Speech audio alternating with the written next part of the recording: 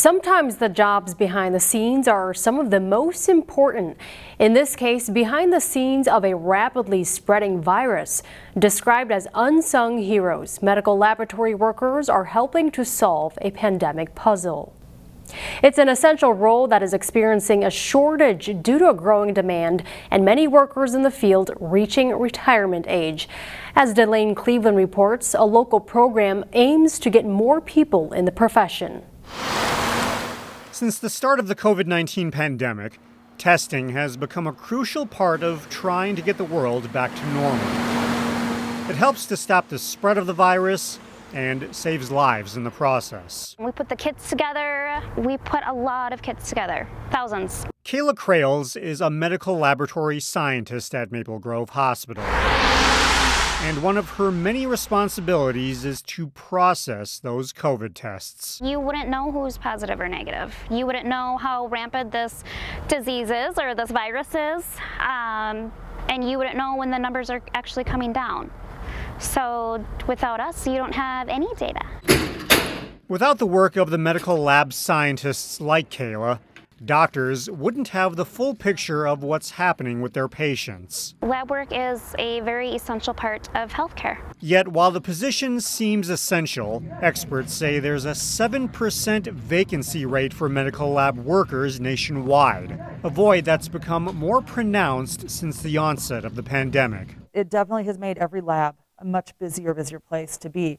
And not just the COVID testing, it's the testing you do for the patients who are sick with COVID.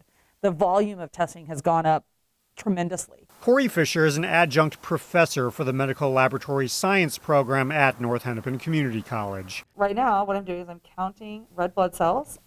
And she's doing her part to help local medical labs fill those openings. And I really want there to be more people doing this job. I don't think enough people know what it is to be a medical lab tech. Since 2010, North Hennepin has partnered with St. Cloud State University on this medical lab science program. The way it works is that current laboratory professionals with 2-year degrees can get their bachelor's degree by taking courses one night a week in Brooklyn Park. And instead of doing lab work in class, they do their clinical rotations at their place of employment. I personally think it's incredibly rewarding. I love it. The degree helps lab professionals climb the career ladder. COVID has certainly increased that demand for laboratory personnel. Pat Ellinger is one of the program faculty at St. Cloud, and she hopes more people consider this career path. We're constantly getting calls and emails from employers asking, when do you have more graduates coming out of your program so that we can hire them? Without the lab, your doctor's just guessing. Kayla is a graduate of the program herself. She says earning the degree opens a lot of doors and comes with a financial benefit. But above all else, she knows she's helping other people. You are very much behind the scenes, but it's very rewarding. In Maple Grove, Delane Cleveland, CCX News. The Salvation Army is thinking big for Food Share Month. So big, in fact, that if it reaches its goal, it would set a record of the largest single food drive ever in the Twin Cities.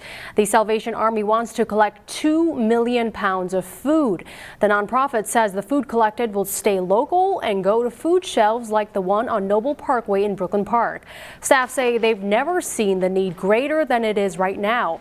At one location, they saw a 900% increase in demand for food. I've been in this space for about 30 years now of poverty and homelessness. Never have I seen that kind of demand for food ever in this community. You can drop off non-perishable food at nearly 100 Twin Cities Salvation Army locations until March 26. A couple of local teens and childhood friends raised thousands of dollars in less than 2 months in a fight against cancer. I got a chance to learn why standout students Lexi Ebeling and Kat Klopotic are passionate about fighting cancer. Good morning. On a breezy winter Saturday morning, Good morning. Maple Grove High School student Kat Klopotic We're being so friendly today. and her Osseo High School friend Lexi Ebeling PAM? could feel their bodies turn numb standing outside Cub Foods in Maple Grove. It's cold over here. But the cold is nothing compared to a broken heart. We're raising it in honor of Jake Rodriguez, who was diagnosed with lymphoma. Kat's neighbor and family friend, 10-year-old Jake Rodriguez, was diagnosed in 2018. It's just really heartbreaking to think about how it affects families, and it was just really hard, and I want to do as much as I can to help out. Heartbreaking, even more, because Jake's mom passed away from cancer a few years ago. Say hi, Mommy. Hi, Mommy. Kat wanted to help. She was nominated by the Leukemia Lymphoma Society to raise money in honor of the Rodriguez family. And so it's been a lot of emailing, and we sent letters, and we sent a postcard. Kat invited her best friend Lexi to the 7-week journey with a goal of raising $15,000.